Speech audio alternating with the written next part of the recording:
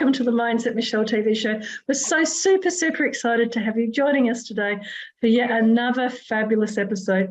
And in today's episode, like the others, we have a wonderful special guest here to share her expertise with us.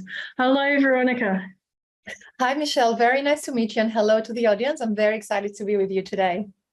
It's so wonderful that you could join us. And I should have actually started by saying, bienvenidos, Veronica. Yes. De nada. So Veronica Llorca-Smith, for those that haven't met the lovely Veronica, is this amazing, multi-talented woman who speaks quite a number of languages and has this interesting background story, which is, a testament to her skills, determination, resilience, and she's somebody that, when I came across her, I thought she definitely has to come on the show because she has so much lived experience, and that's what is so wonderful about meeting you, Veronica, the lived experience of what it is like to actually implement and keep using the tools for creating a successful mindset, even through some of the most difficult stages of life. But rather than me talk about you, please, Veronica, share with the audience some more of your background and how did you come to be doing the things that you're doing today? Absolutely, Michelle. So first, I'm very humbled to hear that and to give a little bit of background to the audience. So I'm Spanish. That's why we say hola at the beginning. And ever since I was a kid, I've been living in many different countries with my family. However, as an adult, I spent most of my life and my career living in China. I went there to learn Chinese and to develop my career.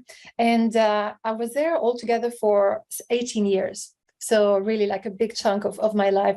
I've always been very driven. I've always had like a very positive mindset and, this attitude that if you really want something, you can go and get it. And that's how I learned Chinese. I'm very big into triathlon. So I did an Ironman as well, which for me was like a lifetime achievement. And career-wise, it was always a big focus for me as well. So I worked for big brands like Apple, Estée Lauder. So I was someone that would be considered successful career-wise. And then something happened. So COVID hit, of course. And I went on holidays with my two young kids from Hong Kong, which is where we were living. And we were not able to come back. So due to quarantine policies and changes in the restrictions and flight bans and so on. So first, the 1 month holiday became like a 2 month holiday or 3 month holidays. And because my husband is from Australia, we ended up staying in Australia. So we ended up being like a very, what I would call dysfunctional family. So my husband was left behind in Hong Kong with our dog, and I was in Australia with my kids. And at first, I thought, well, with my expertise and with the languages, I'm going to find a job and make it work. And I had a big reality check. I started sending emails, customized CVs, and personalized cover letters. And I was overqualified, or I was underqualified, or I was not qualified at all. I was ghosted sometimes. And it was really hard. Also, I started to create a little bit this narrative of a victim. Like I'm not able to get a job in Australia because I don't have a network here and it's very difficult and I don't know the market and I don't have the experience. And basically it was a comfortable way for me to explain rejection. I wouldn't just say I'm not able to find a job, full stop, and I need to do something about it. So there was a process, and that's how I really had this moment of changing my mindset. And the question that I asked myself was, what is the story that you want to tell your daughters when they grow up? I had a moment where I literally asked myself that question. And for me, it triggered an entire transformation. And everything that was a challenge up to that point, I turned it into an opportunity. And what I mean by that is when I was saying I don't have a network in Australia, I said, I'm going to build a network in Australia. So I joined a run club and I joined a swim club and I joined a triathlon club and I started to brand myself on LinkedIn. So I went from like almost 0 to like 3,000 followers that I have nowadays.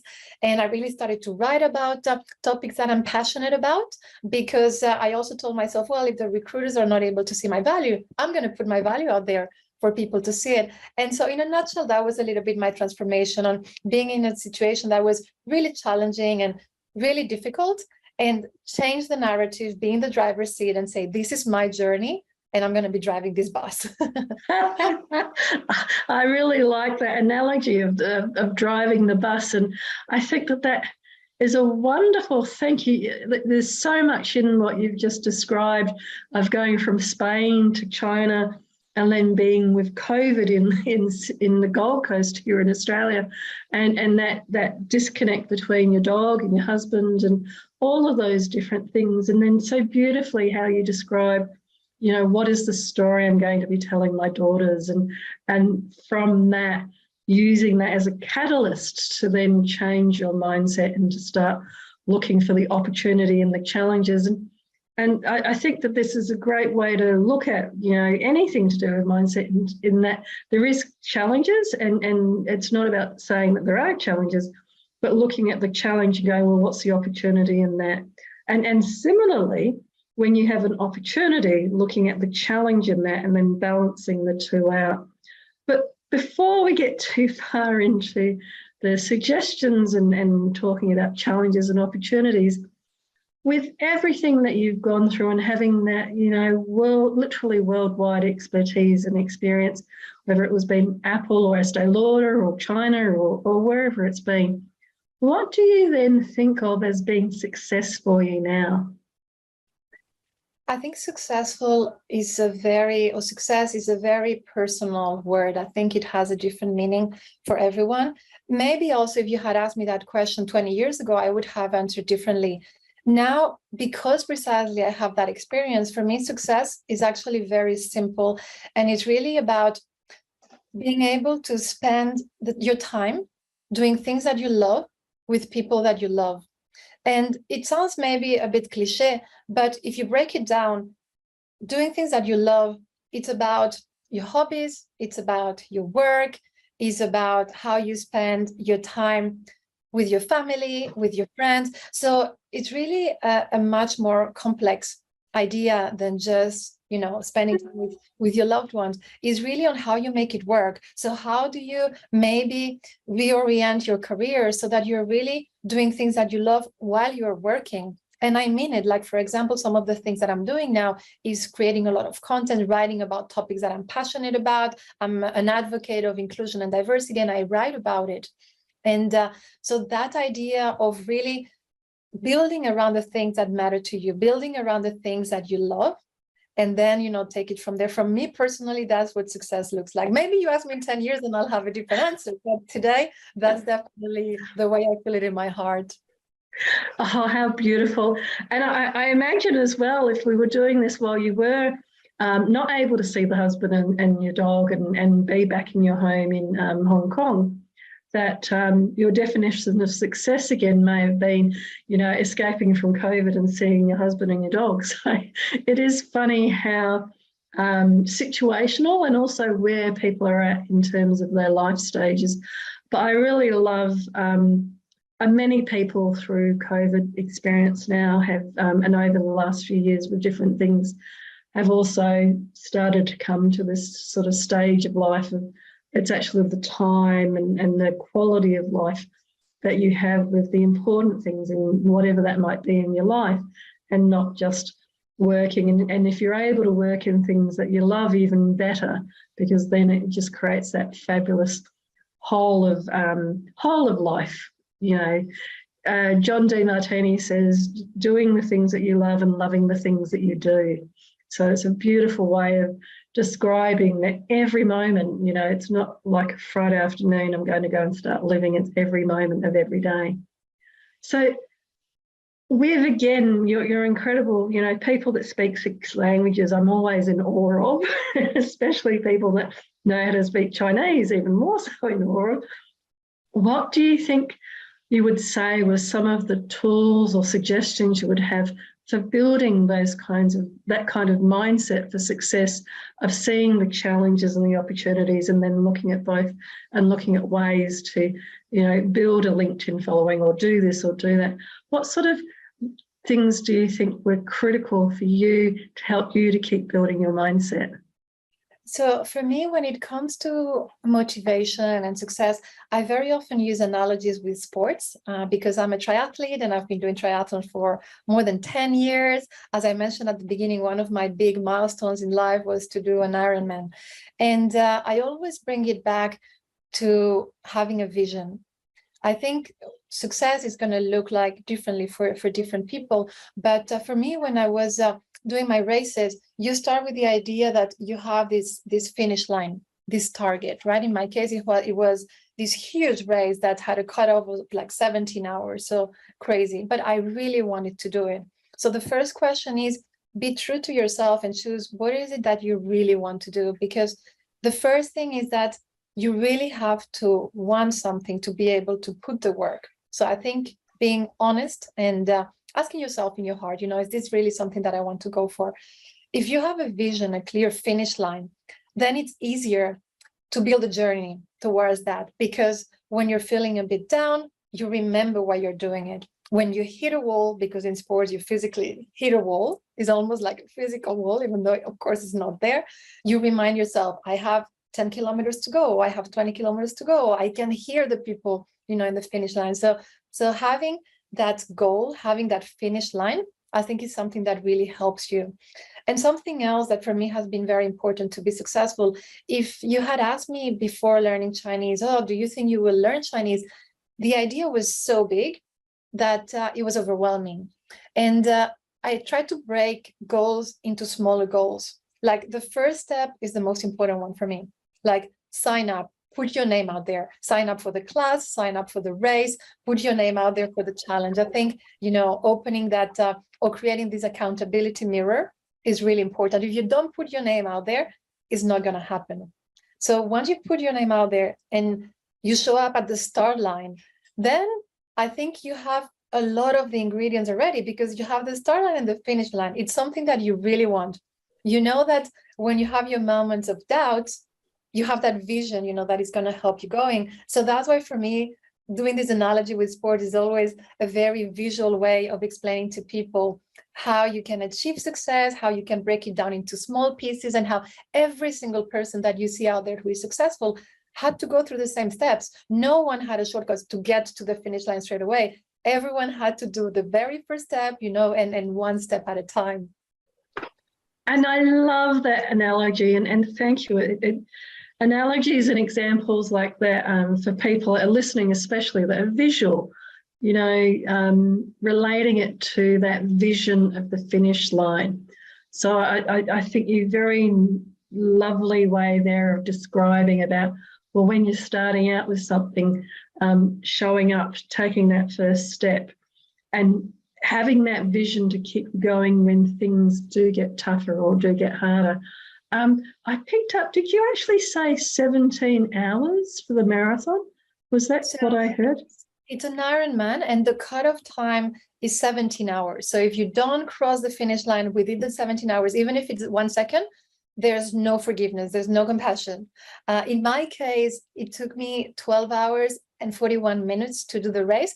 What I do love to tell people, though, is that what it really took me is 2 years, 12 hours and 41 minutes, because I think people only look at the success. And I think it's really important to be aware that there's a big journey behind that. There's a lot of work. There's a lot of early mornings training. There's a lot of hours on the bike. So I think it's very visual as well when you say, actually, the journey of, you might only see like the little top of the iceberg, but there's a lot that goes underneath.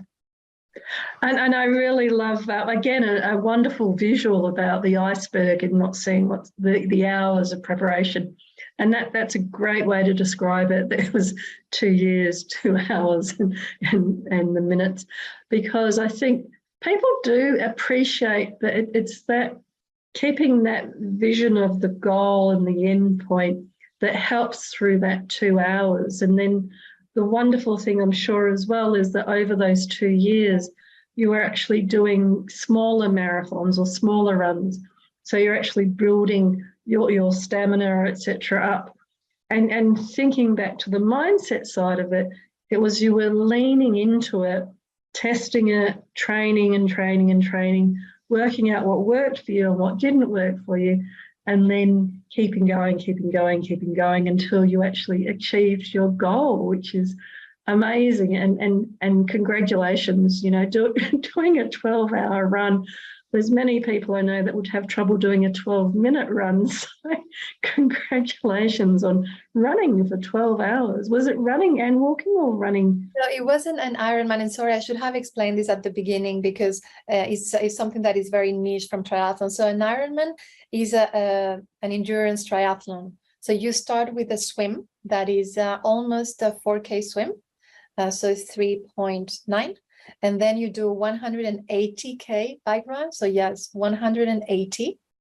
And then you finish with a full marathon, which is the 42Ks. And you do that straight. I mean, of course, some people stop if they have to and so on, but the clock is ticking for everybody. Oh my God. So swimming, and then once you've finished swimming, you're doing 180K bike ride and then a 42K kilometer run after that. I mean, really, like I said, 42 seconds of running on some days can be hard for some people. So congratulations. And I think when talking to anybody that's got this sporting background and that discipline that we're also talking about here to build up, you know, each of those three areas, to be able to have the stamina to do each of those individually and then to bring them together is, again, quite phenomenal and well done. But I think it also goes back to what you were saying about when you were thinking, oh, I can't do Chinese because it's too hard. And then you started with going and enrolling for Chinese. So I'm sure it was a similar process with, you know, the swimming, the bike and the running. You didn't suddenly go, I'm going to run 42 kilometres. The first step was maybe finding a running group and then turning up on the first day and so on.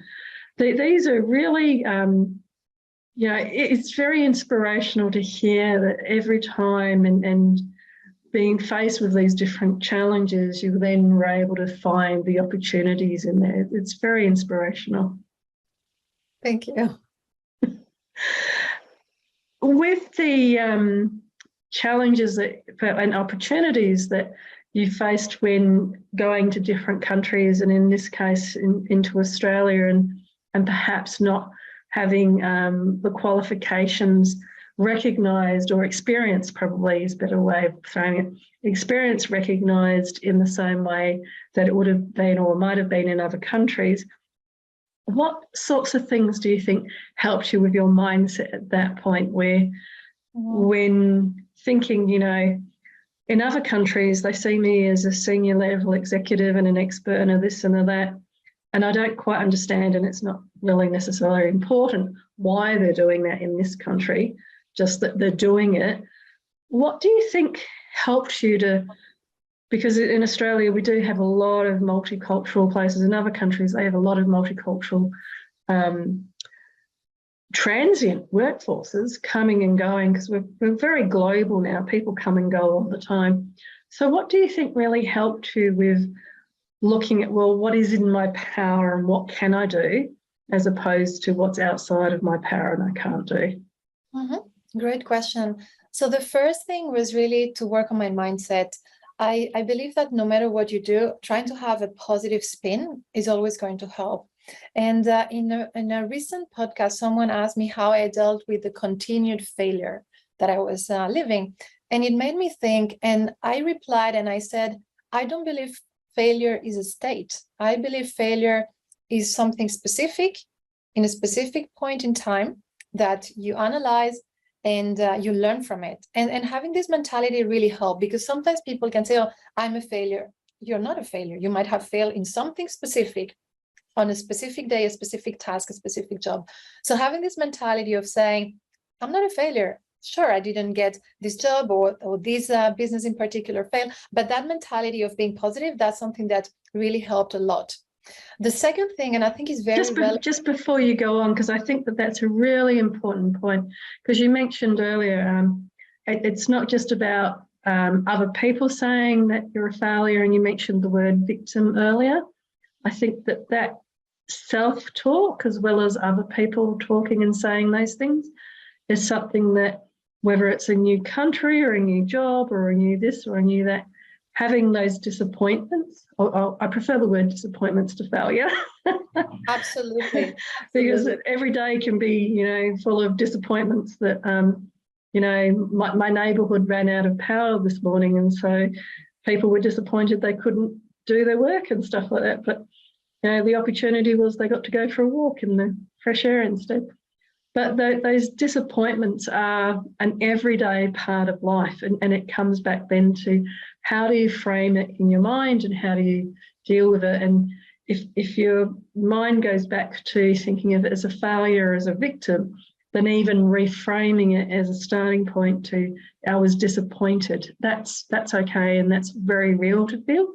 But then what are you going to turn that disappointment into? And then that's the impetus of what can launch you from there. So I think that, you know, recognizing how much you've experienced these different disappointments and then reframed it and remodeled it. You can see me remodeling it with my hands here.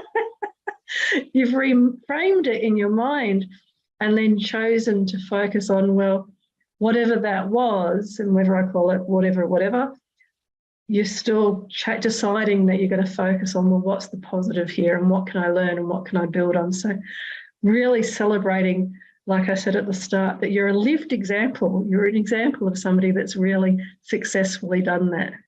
Thank you. And one point to add to what you're saying. So by now, we know each other a little bit more with the audience as well. And you know that I'm a very visual person. So something that I told myself and that I keep telling myself in that area of your self-talk is that the person that is standing between you and your dream is actually the same person who can make it happen.